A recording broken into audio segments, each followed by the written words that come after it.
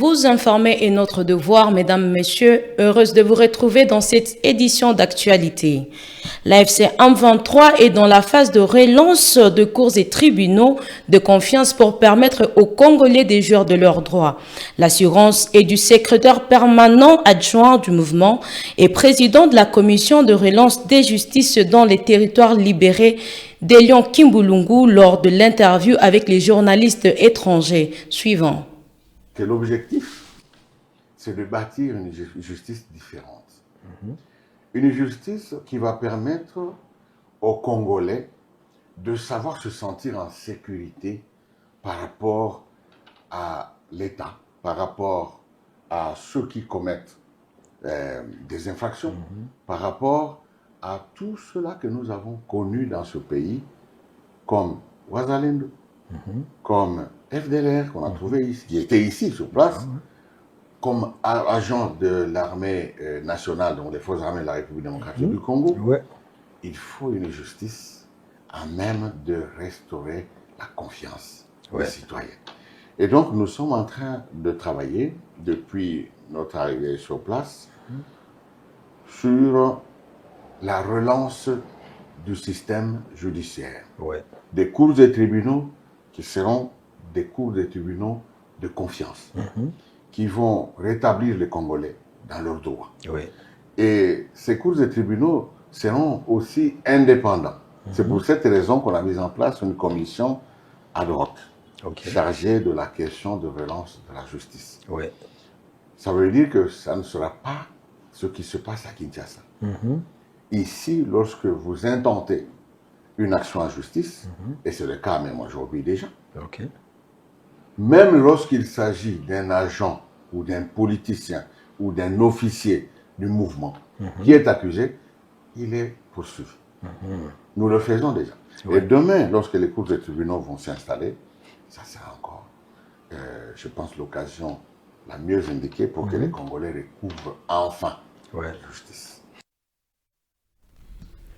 Effondrement au site Kivu du pont Bouganga, le gouverneur du site Kivu, Patrick Boussoubangui, a effectué une descente éclair dans la cité de Minova pour s'enquérir de la situation.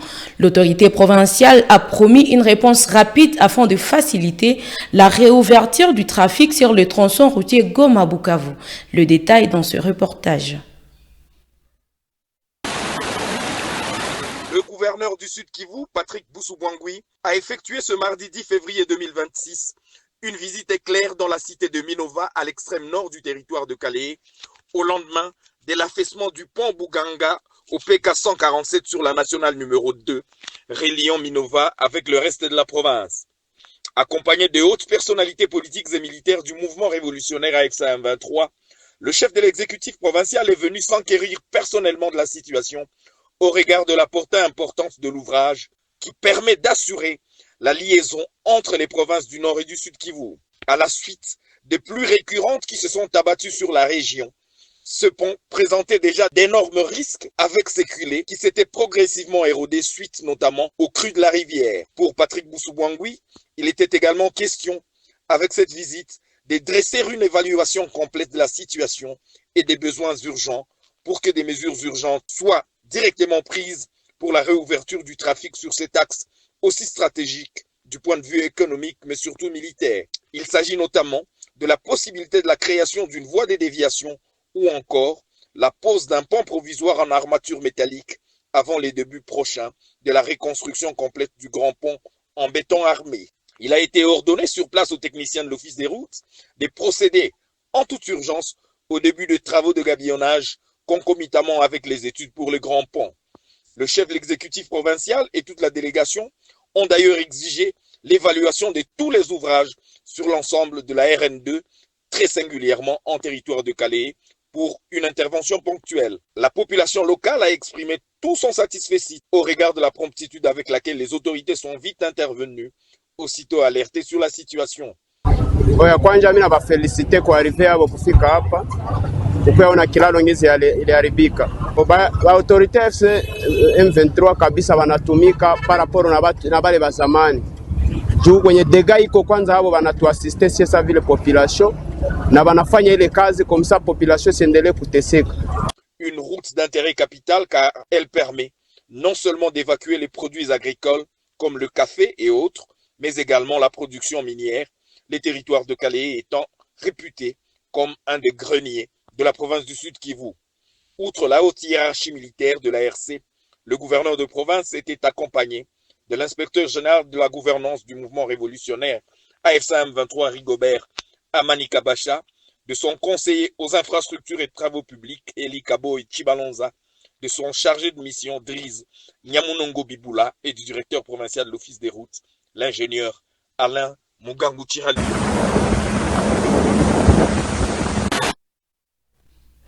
Mise en garde par le maire adjoint de Goma aux vendeurs et vendeuses sur les tricages de balance et fixation du prix provisoire d'un kilogramme.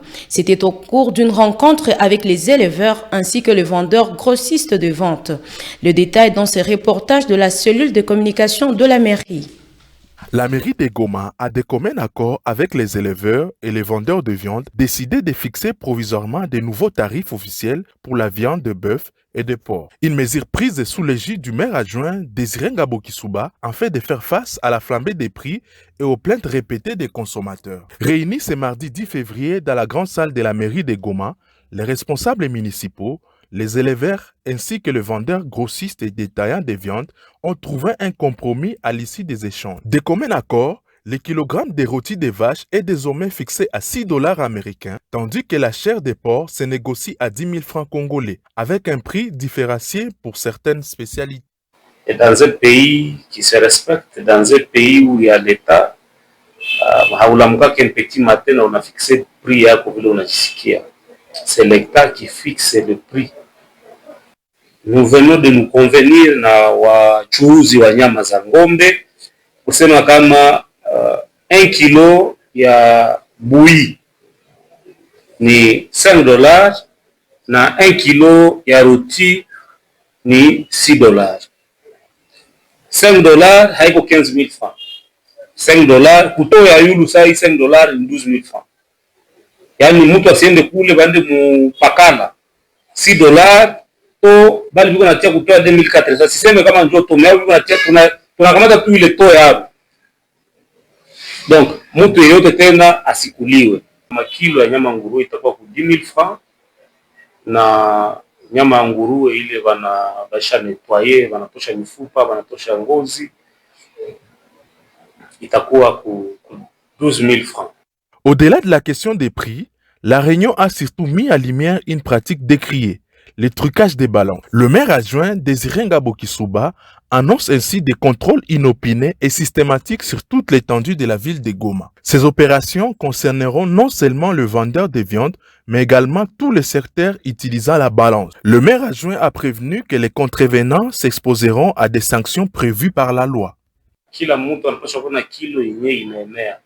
Parce que la plupart des vendeuses et vendeurs de la ville wako na mutindo, wako na système ya mbaya ya kutrike kilo. Des fois wakati unauza nyama tu te retrouves uza 5 kilo inatosha 3 kilo. Na tutafanya contrôle ambayo itakuwa systématique. Na mtu yeyote ambaye atapita mbalimbali ya ile tukimkamata tutamfunga. Par cette mesure provisoire, la mairie de Goma affiche sa détermination à rétablir l'ordre sur le marché de la viande. Entre encadrement des prix et guerre déclarée contre le tricage des balances, l'autorité urbaine attend imposer la transparence, équité et protection des consommateurs au cœur des échanges commerciaux.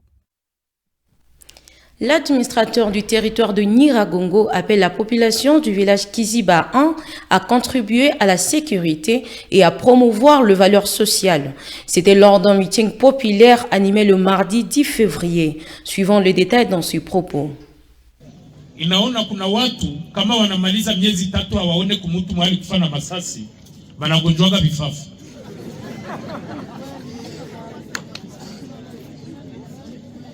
Kuko watu benyi kama habakule kitu cha mutu cha bure banasikiaka ibisazi mu mutwe bibageze.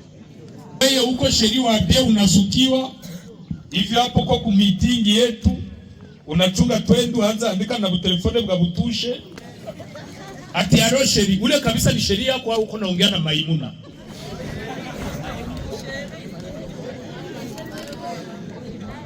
Kuko vitu tunacheka kama vinaleta huzuni ndani yetu. Wewe uko mkaaji, chenye uko nacho bezwe ni security. Kama uko na shida, tuko na viongozi, uko na kabutiki, Jom Alpha na Omega, butaxe unakushinda, wewe ndio unapienda. Murilie, atuambie huyu mama ni mjane, ni maskini au iko hivi, tukupe tuamwa na haupnani. Tuko na ile pouvoir na ndio chenye cha military yako. Sasa tutavifanyizia watu wenyewe watupatie habari tumika ya kuwaza mtakula twa watu twa bure. Mukemewe mjina la Bwana wetu Yesu Kristo.